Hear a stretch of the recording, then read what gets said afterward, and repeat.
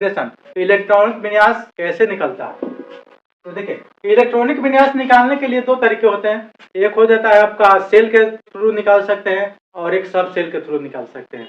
तो आपको हम सब सेल के थ्रू निकाल कर बताते हैं। देखिए सबसे पहले 1s होता है, उसके बाद 2s होता है, फिर 2p।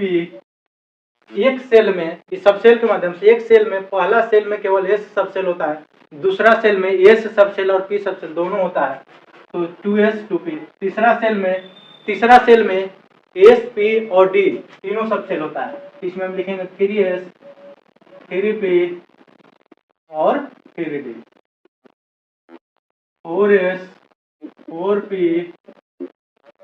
और 4d और f। इस तरह से हम लिखते हैं 5s 5p 5d और 5f। इस तरह से हम लिखते हैं। अब देखिए इलेक्ट्रॉनिक कॉन्फ़िगरेशन कैसे निकालते हैं, इसको समझिए। सबसे पहले इलेक्ट्रॉन हम ले जाएंगे 1s में जाता है। सबसे पहले इलेक्ट्रॉन किस में जाएगा? 1s में। उसके बाद फिर जाएगा 2s में, फिर 2s के बाद 2p में, फिर 3s,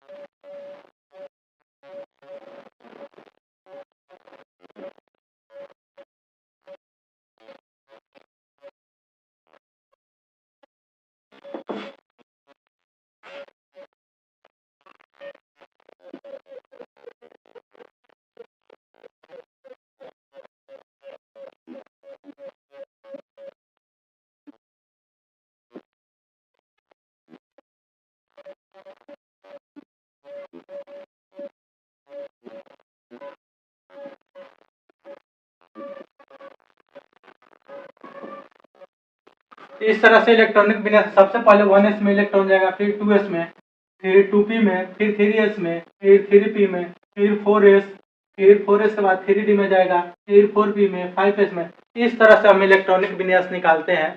आप जिन बच्चों को नहीं आता है आप स्क्रीनशॉट ले लीजिए, तब हम आपको निकालने के लिए बताएंगे।